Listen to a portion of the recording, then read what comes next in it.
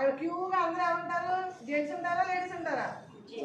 Gents అంటే సొసైటీలో gents సరిగా లేదనే కదా అర్థం. అంటే అలా మీ ఇప్పుడున్న మగపిల్లలు మీరు ఎప్పుడు మీ లైఫ్లో అలాంటి క్యూలో నుంచోకూడదు. అర్థమైందా? అలాంటి మత్తు తీసుకోకూడదు. మీరు ఎప్పుడు ఎలాంటి సమస్యను ఎదుర్కోగానే దమ్మును పెంచుకోవాలి, ధైర్యాన్ని పెంచుకోవాలి, అంతేగాని తాగుడికి బానిసలు అవ్వకూడదు. ఓకేనా? ఎటువంటి డ్రగ్స్ జోలికి వెళ్ళకూడదు. అది డ్రగ్ అనేది చాలా హానికరం అనమాట. ఇప్పుడు తాగడం వల్ల ఏమవుతుంది? వాళ్ళ కిడ్నీలు పాడైపోతాయి, అలాగే మళ్ళీ లివర్స్ పాడైపోతాయి, అన్ని బాడీలో ఉన్న ఆర్గాన్స్ అన్నీ దెబ్బతింటాయి.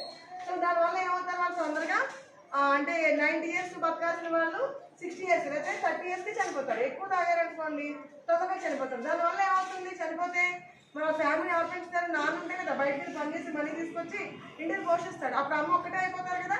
మరి అమ్మ ఇంటిని అంతా పోషించాలంటే చాలా కష్టం కదా. అమ్మ చాలా కష్టాలు పడాలి కదా.